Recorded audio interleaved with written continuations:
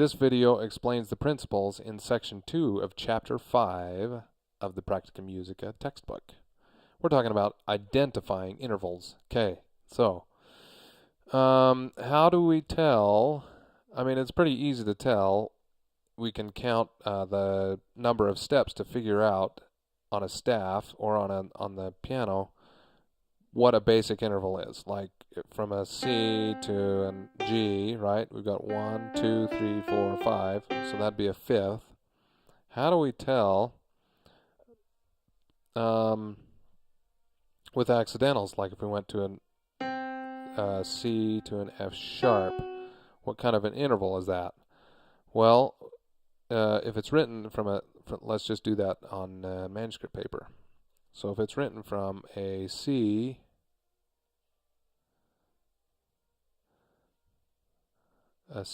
to an F sharp, okay, the first thing that we can do is identify what kind of interval it is. Is it a fourth, or the size of the interval? Is it a fifth, fourth, what? So we go C, there's 1, 2, 3, 4. So that's some kind of a fourth, right?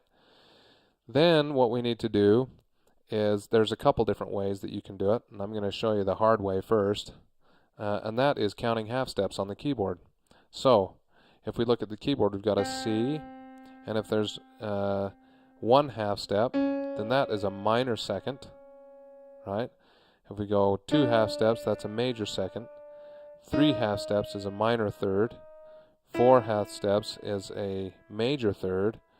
5 half steps is a perfect fourth, and then 6 half steps can be a diminished fifth or an augmented fourth, right? And all of these black keys, all of those intervals can be 2 different intervals. They could either be like a C to a C sharp, could be an augmented unison, right? Or it could be a minor second, right? And over here in Practica Musica, here's a chart here. So if you have 0 half steps, then you either get a perfect unison, right, or a diminished second. If you have 1 half step, it's either a minor second or an augmented augmented unison. If you have 2 half steps, right, then you either get a major second or diminished third, right? So there's a whole chart there for figuring out what kind of intervals those are up to the octave. And that's one way to do it.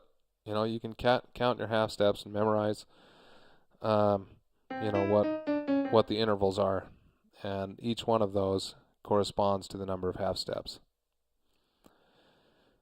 The better way to do it, I will tell you, is to look at this. Let's just start with perfect intervals, okay? So fourths and fifths. If we look at this, and we look at all of the fourths, let's just take fourths first. All of these are perfect fourths except for 1. Okay? So all of these fourths moving up the scale, so anytime you see a fourth on the staff, if it doesn't have any accidentals, 1 in 7 chances it's going, I mean 7 in 6 out of 7 times you're going to have a perfect fourth if you don't have any accidentals. The only one that doesn't do that is the F and the B. Look at where they are. They're both right next to the half steps on the keyboard, right? So if you've got an F and a B in an interval, you know that it's not going to be a perfect interval if you don't have any accidentals. Okay, so that should shout out to you. F and B, that would be a F and then a B. If you got them both, then that shouts to you, wait a minute, that's not a perfect interval.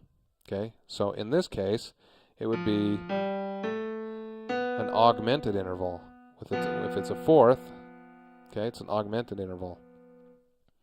If you go to your fifths, so let's go fifths. I'm just going up with fifths. So far, they're all perfect intervals. Oh, we got a B and an F again. So the B and the F here are not a perfect interval. It's not the perfect fifth. It's the only one out of all of them that is not a perfect fifth. And that is a diminished fifth, right? This would be a perfect fifth, because that's 1, 2, 3, 4, 5, 6, 7 half steps, right, is a perfect fifth. It'd have to be an F sharp or a B flat and an F in order for it to be a perfect fifth. So anytime you're looking at fourths and fifths and you're trying to figure out what it is, if it doesn't have any accidentals, it's going to be a perfect interval unless the two notes are B and F. And if it's a fourth, then it's an augmented fourth. If it's a fifth, it's a diminished fifth. Okay?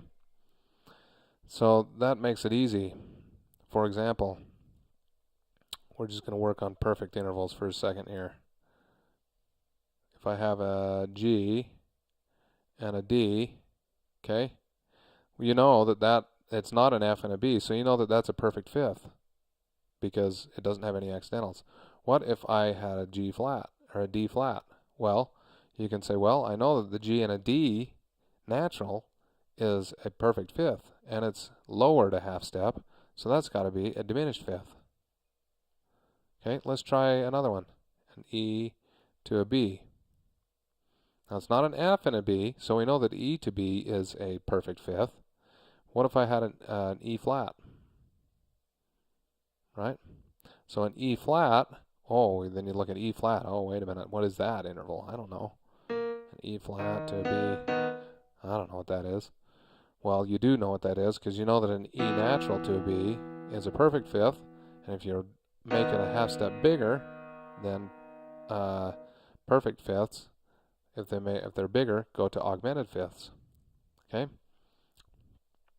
So if they're a half step bigger than a perfect fifth, then it's an augmented fifth. What if I had like a C sharp to a G sharp? You look at that, well, that's a lot of marks. Well, C to a G is a perfect fifth. C sharp to a G sharp is just, the whole thing's just raised up a half step. So that's still a perfect fifth. Okay? So, a couple different ways to identify fifths and fourths. Same thing for fourths. Now let's try a tricky one. F to a B. We know that that is not a perfect fifth. An F to a B. Right? That's an augmented fifth, or an augmented fourth. What if I saw an F to a B flat? Oh, an F to a B flat. Well, I know that the B natural is an augmented fifth, so if I make it a half step smaller, then that would be a perfect fifth, coming from an augmented fifth. Okay, so it works both ways, and fourths and fifths can be really easy to identify with their size. You know, fifths always just skip a line. It's a line and a line, and it skips a line, or it's a space, and it skips a space. That's always going to be a fifth. A fourth skips a line, skips a space, and goes to the next line if it's on a space, or skips a line and goes to the next space. Right? So that's a fourth. And you can start to identify those just by looking at them. All right. Let's go to, and then it talks about thirds. Now, thirds are a little more tricky because you have to memorize, you know, what's going on here. But if you look at the major scale, let's just look at this here for a second.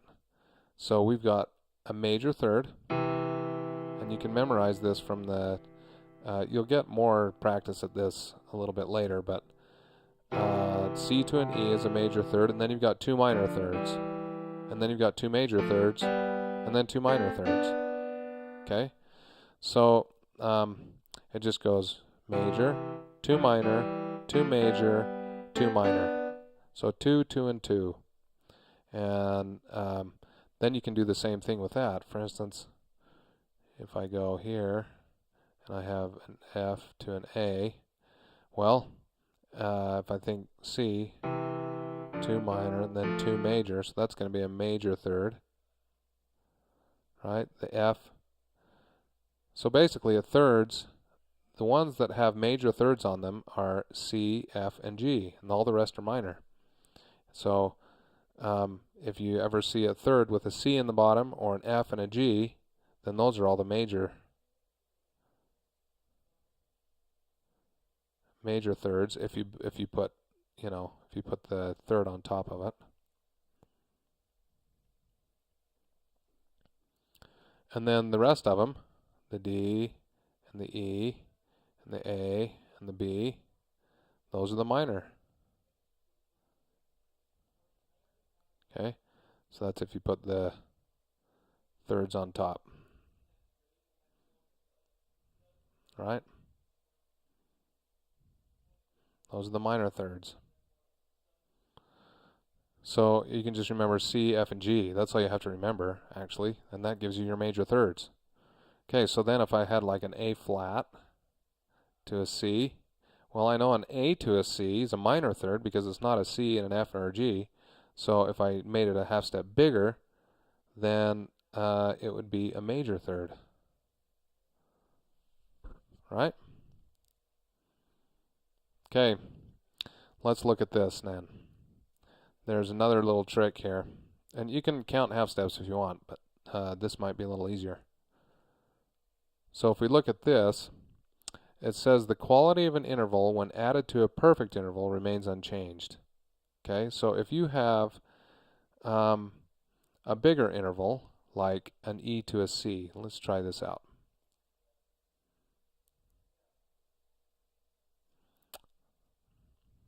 Okay, I'm going to do it in bass clef this time. So we've got an E up to a C. We know that that's some kind of a, here's a third, fifth, sixth. So that's a sixth. Now we're trying to figure out what quality it is. Well, if we find the perfect interval in here, so we could go from an E to an A, right? Let's just go to an E to an A. So that's a fourth. That's a perfect fourth. An E to an A. And then an A to a C, we know that that's not a C, F, or a G, so that's a minor third. Plus a minor third equals a minor sixth. Because it's the quality of the interval, if you add it to a perfect interval, doesn't change. It stays to be a minor sixth. So we would say that that sixth there is a minor sixth. And you don't have to count all the intervals. So like E, 1, 2, 3, 4, 5, 6, 7, 8. Oh, 8. Let's see. I can't remember what 8 half steps is. Well, you can just kind of break it down, and you've got it into, you know, a perfect. You've got a perfect interval, perfect fourth, up to, and then a minor third, and that'll give you a minor sixth. Let's try another interval. Let's go an A to an F. Okay, so an A to an F, that's what kind of interval? 1, 2, 3, 4, 5, 6. That's another sixth, some kind of a sixth. And then an A to a D, I know, is a perfect fourth. Right, an A to a D is a perfect fourth, and then a D to an F, well, that's not a C, F, or a G, so that's another minor third. So that would be a minor sixth. You didn't think you were going to be in a math class, did you? Well, you're wrong. This is musical math. Remember how the intervals are all ratios? Well, math. I've heard it said that music is audible math, and it really is.